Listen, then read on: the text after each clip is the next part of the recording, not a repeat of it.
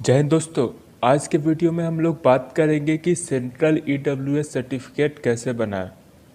तो दोस्तों, जो हमारा ईडब्ल्यूएस सर्टिफिकेट होता है वो तीन तरह का होता है। एक होता है आपका सीओ या आरओ लेवल का, जो ब्लॉक में बनता है। फिर होता है आपका एसडीओ लेवल, जो अनुमंडल या सब डिवीज़न में बनता है। और एक होता है डिस्ट्रिक्ट लेवल का, जो कि आपका एसडीएम साइन करता है और डिस्ट्रिक्ट ऑफिस में बनता है। तो आज के वीडियो में हम लोग डिटेल में बात करेंगे स्टेप बाय स्टेप किस तरह हम लोग सेंट्रल ईडब्ल्यूएस बनवाएं। तो इसका एक फॉर्मेट है, गवर्नमेंट ने एक फॉर्मेट जारी किया है जो जनरली एग्ज़ाम्स होते हैं तो उसके नोटिफिकेशन में भी रहता है। तो उसी फॉर्मेट पे आपको ईडब्ल्यूएस बनवाना है। अगर आप किसी और फॉर्मेट में बनाते हैं तो फिर वो ईडब्ल्यूएस आपका मान्य नहीं होगा। आपको डॉक्यूमेंट वेरिफिकेशन के समय दिक्कत हो सकती है, प्रॉब्लम्स आ सकती हैं। इसीलिए जो फॉर्मेट आपको अभी स्क्रीन पे दिख रहा है, या इसका लिंक मैं आपको डिस्क्रिप्शन में डाल दूंगा, गूगल ड्राइव का लिंक डिस्क्रिप्शन में डाल दूंगा, जिस पर क्लिक करके आप पूरा फॉर्मेट डाउनलोड कर सकते हैं। इसी फॉर्मेट पे आपको ईडब्ल्यूएस बनवाना है। तो अब हम लोग शुरू करते हैं, बात करते हैं कि सेंट्रल ईडब्ल्यूएस किस तरह बनवाएं।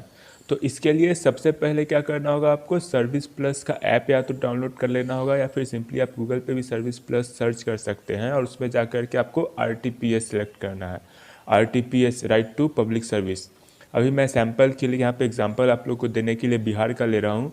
आप जिस स्टेट के हैं उस स्टेट का आरटीपीएस, हर स्टेट का अलग अलग होता है, आपको स्टेट सेलेक्ट कर लेना है। उसके बाद आपका आरटीपीएस साइट खुल जाएगा। इस पर पे आप इसके बाद आपको जाना है सामान्य प्रशासन वाले कॉलम पे, उस पर क्लिक करना है। इसमें 3 लेवल रहते हैं, जैसे मैंने पहले ही बताया। एक था आपका ब्लॉक लेवल, फिर अनुमंडल या सब डिवीज़न लेवल, और फिर डिस्ट्रिक्ट लेवल।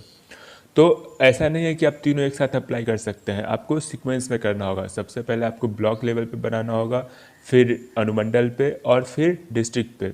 और ये सारे काउंटर साइन होते हैं, यानी जो आपका ओरिजिनल ईडब्ल्यूएस है, जो मेन है, वो आपको ब्लॉक में बनता है, उसी को काउंटर साइन किया जाता है सब डिवीज़न और डिस्ट्रिक्ट लेवल पे। तो आप लोग ध्यान दीजिएगा। हाँ, एक डाउट और रहता है लैंग्वेज को लेकर के। तो आपको कोशिश करना है कि इंग्लिश में हो। इंग्लिश में अगर आपका ईडब्ल्यूएस बन जाता है तो ज़्यादा अच्छा है।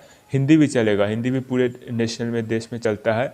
हाँ, लेकिन रीजनल लैंग्वेजेस को अवॉइड करिएगा, क्योंकि रीजनल लैंग्वेजेस को अगर आप कहीं और बाहर लेकर के जाते हैं, सेंट्रल ईडब्ल्यूएस बनाने का मेन मकसद तो यही होता है कि अगर हम लोग कहीं अपने राज्य से बाहर कुछ नौकरी हो, एडमिशन हो, तब देना होता है। तो अगर हम लोग रीजनल लैंग्वेज वाला ईडब्ल्यूएस कहीं बाहर लेके जाते हैं तो वहाँ पे समझने में दिक्कत होगा, इसलिए रीजनल लैंग्वेज को अवॉइड करें। हिंदी या इंग्लिश रहेगा तो ज़्यादा अच्छा है। तो आपको क्या करना है, सबसे पहले आपको आरटीपीएस का साइट खोल लेना है। वहाँ पर जा कर के आपको ब्लॉक लेवल या RO level, revenue officer level select कर लेना है। और वहाँ से आपको जो जो डिटेल्स मांगेंगे वो सब अप्लाई करना है।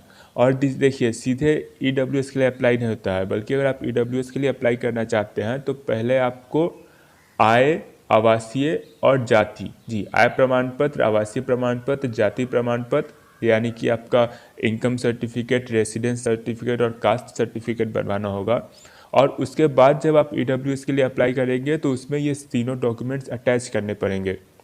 इसके अलावा एक आपको आई कार्ड अटैच करना पड़ेगा, जैसे कि आधार कार्ड हो गया, फ़ोटो आइडेंटिटी, या फिर वोटर आईडी हो गया, पैन कार्ड हो गया, पासबुक हो गया, ये सब टाइप का। और इसके बाद क्या करना है, जब आपका ब्लॉक लेवल पे बन जाता है, वहाँ पे आप लैंग्वेज सेलेक्ट कर लीजिएगा। हिंदी नहीं इंग्लिश ज़्यादा अच्छा है, अगर हिंदी भी है तो चलेगा।